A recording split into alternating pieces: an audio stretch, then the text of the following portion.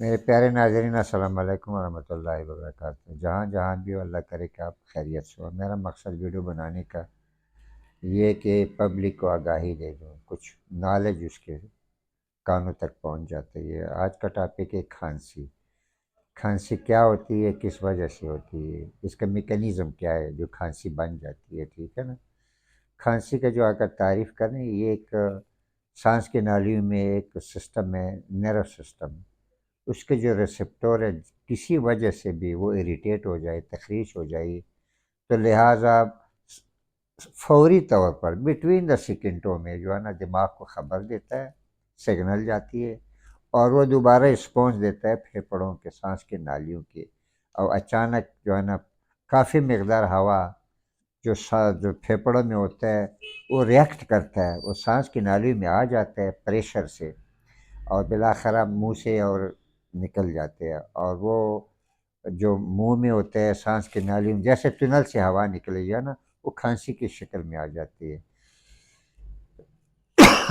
ایسے ایک ایکٹ کرتا ہے، اچانک ہو جاتا ہے، ٹھیک ہے نا۔ اچھا، یہ تعلق ہے ان کا عصبی رشتوں کے ساتھ ہے، آٹونومس سسٹم کے ساتھ ہے، سینسوری نرو اسٹیمولیٹ ہو جاتی ہے۔ تو بہرحال آپ جو ان کے وجوہات ہوتی ہے وہ مختلف وجوہات ہو سکتی ہے۔ سب سے پہلے وجوہات ہو سکتی ہے انفیکشن ہوتا ہے، وہ وائرس بھی ہو سکتا ہے، بیکٹیریا بھی ہو سکتا ہے، فنگس بھی ہو سکتا ہے۔ دوسرا چیز جو ہے نا وہ الرجن چیز ہے، مثال کے طور پر ڈسٹ ہو گیا، اسمیل ہو گیا، اس طرح کوئی اور چیز ہو گیا، پولن ہو گیا، یہ سارے جب اندر چلے جاتے ہیں اور باڈی ریئیکٹ کرتے ہیں اور وہ کھانسی کا وجہ بن جاتی ہے۔ کچھ لوگ ہیں نا وہ پرفیوم کے ساتھ اس کا جو وہ سسٹم ہے وہ اریٹیٹ ہو جاتے ہیں، اسٹیمولر ہو جاتے ہیں، کھانسی کے شکل میں جو ہے نا وہ آ جاتے ہیں، اور سانس کی نالی میں ابسٹریکشن بھی ہو جاتا ہے۔ تو جو اس طرح چیزوں کے ساتھ ہوتا ہے یا الرجن کے ساتھ، وہ معمولاً جو ہے نا وہ اسما کی شکل میں یا دمے کی شکل میں وہ اپنے آپ کو ظاہر کرتا ہے۔ اس کے علاوہ جو ایک چیز ہوتی ہے وہ post nasal DRAP. Post nasal DRAP کا مطلب یہ ہے کہ جو سائنس ہوتا ہے اس کے جو قطرے گلے میں جو آ جاتے ہیں وہ بھی ایک اریٹیشن کرتا ہے، اس کی وجہ سے بھی کھانسی کا جو اہم ایشو ہے وہ بن جاتا ہے۔ اس کے علاوہ ایسڈ ریفلیکس۔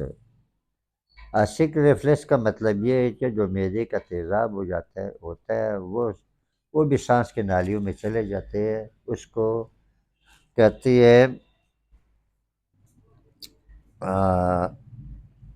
گاسٹرو اسفاجل ریفلیکس ڈیزیز، یعنی کہ GERD اس کا مختصر نام ہے۔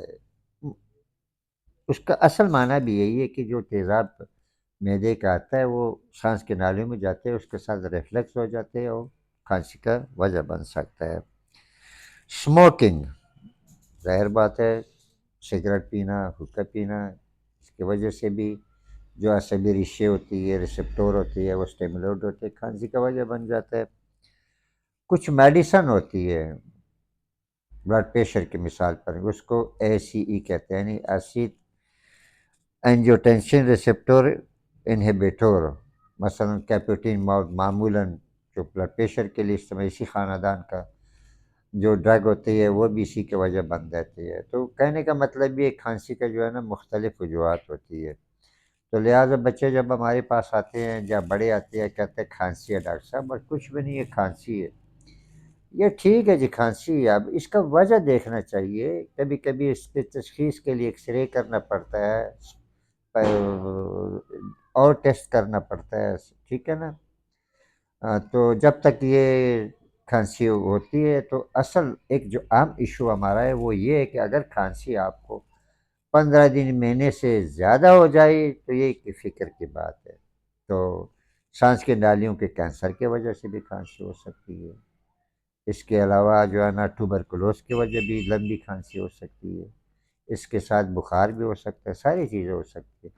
لہٰذا کہنے کا مطلب ہمارا یہ کھانسی کیسے پیدا ہوتی ہے، ان کی وجوہات کیا ہے، تو اس کے علاج کی طرف جب آتے ہیں نا اس کے کاز جو ہے نا پتہ کرنا ہے، اس کا وجہ پتہ کرنا ہے، پھر اس کے علاج کرنا ہے۔ ایسے نہیں ہوتا ہے کھانسی کی شربت دے دیے بچی، ہاں سمپٹمیٹک تھراپی جو ہے وہ ٹھیک ہے۔ اگر کھانسی ہفتے سے زیادہ ہو جائے، بخار ہو جائے، بار بار بخار ہوتا ہے، تو پلیز ذرا عطائیوں کے پاس نہ جائے۔ پھر بھائی ہمارا کہنا ہے کہ ڈاکٹر کے پاس جائے، اسپتال کے پاس جائے، تاکہ تشخیص ہو جائے کہ وجہ کیا ہے۔